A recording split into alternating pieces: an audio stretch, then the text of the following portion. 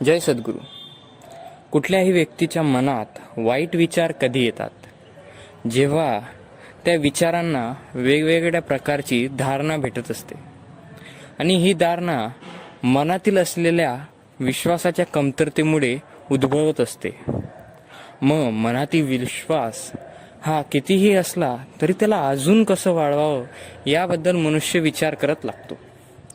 एकंदरीतच जर तुमच्या मनातील वाईट विचार तुम्हाला दूर करायचे असतील तर याच्यात काही बाबी आहेत ज्या आपल्याला फार लक्षपूर्वक व काळजीपूर्वक आत्मसात कराव्या लागतील.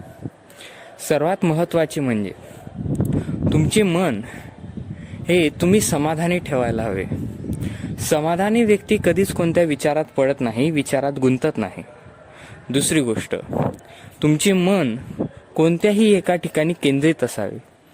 तुमचे मन जर भटकंती करत असेल तर तुमचे विचार स्तब्ध नाही राहू शकत आणि त्या कारणाने का होईना तुमच्या विचारांमध्ये मतभेद होऊन तुमचे विचार हे वाईट मार्गाला जाऊ शकतात.